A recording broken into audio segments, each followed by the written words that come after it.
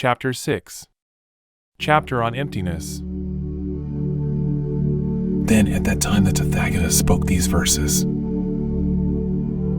numerous other inconceivable sutras, I have expounded empty phenomena in detail. Hence, here in this Supreme Sutra Empty Phenomena, I will just briefly explain. As beings of slight intelligence, ignorant, or incapable of knowing all things, hence, here in this Supreme Sublime Sutra Empty Phenomena are explained only in brief. So that all beings may certainly know, so they may be delivered from cyclic existence, through compassionate ways, methods, and other means, I have expounded this Supreme Sublime Sutra. The body is like an empty village or house, senses are like soldiers and thieves. Although they live in the same village, they are unaware of each other. The eye sense runs after forms, the ear sense indulges in sounds, the nose sense captures numerous smells, the tongue sense always hunts tastes, the body sense pursues tactile sensations, and the mental sense grasps at phenomena. These 6 individual senses are each absorbed in their objects. The mind is capricious as an illusion, its 6 senses thoroughly engrossed like a man who runs to an empty village and resides there among soldiers and thieves. The mind dwells in the 6 objects and fully knows the objects of the senses, therefore, the mind resides in 6 objects and fully knows the objects of sense engagement.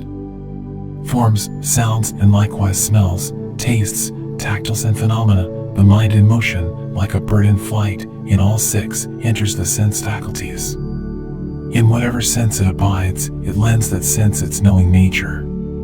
The body, like a machine in an empty village, is without motion and completely without action. Lacking quiescence, it arises from conditions, arising from concepts, it lacks inherent nature. Earth, water, fire, and wind, abiding separately in different parts, like deadly snakes in the same den, are ever in conflict with each other. Of these 4 snakes of the elements, 2 move up and 2 move down.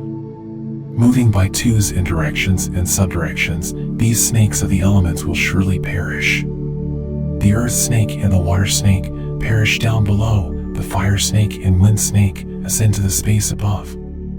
Due to actions done in the past, the mind and consciousness depart from their abodes.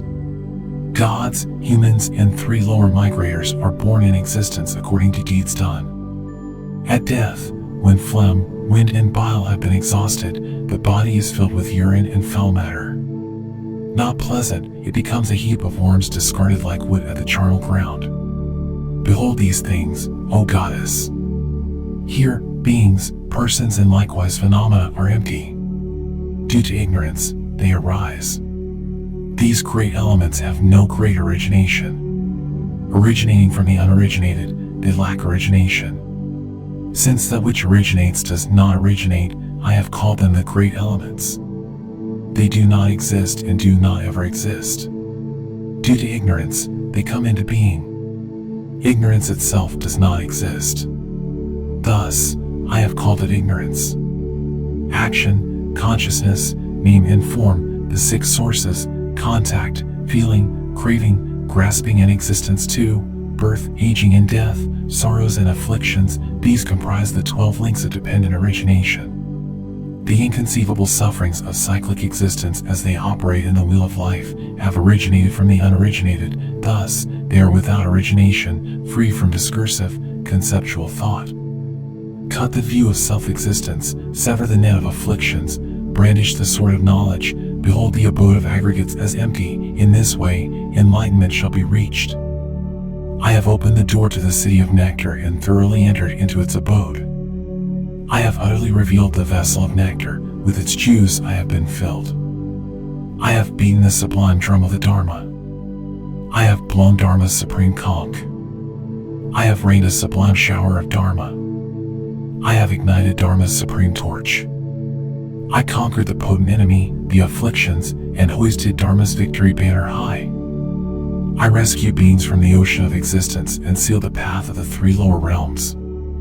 For beings scorched by the fire of affliction, without support or cooperative forces, I soothe those burned by delusion's flame and with nectar juice satisfied such beings. For inconceivably many eons I venerated inconceivably many Buddhas. Fervently seeking Dharmakaya, resolute in my vows, I engaged in bodhisattva deeds. I gave my hands, eyes, and legs, the supreme part, the head, beloved daughters and sons, crystals, gems, pearls, ornaments in gold, lapis, and various jewels. A person might cut and chop all that grows on this earth, bushes and trees, grasses and forests in all the 1,000 worlds. If he ground them to powder and reduced them to dust, a mound reaching the end of space could be built and split into 3 parts. If knowledge of all the dust on earth, infinite units of 1,000 world spheres, was bestowed upon just one being, that being would be extremely superior. Possessed of exalted wisdom, he might count all those particles in that mound of dust, but the extent of the conqueror's knowledge cannot be known. Even in countless tens of millions of eons, the vitality of just a single moment of the conqueror's omniscient wisdom cannot be measured or gauged. This ends the 6th chapter, the chapter on emptiness, from the King of Glorious Sutras, the Sublime Golden Light.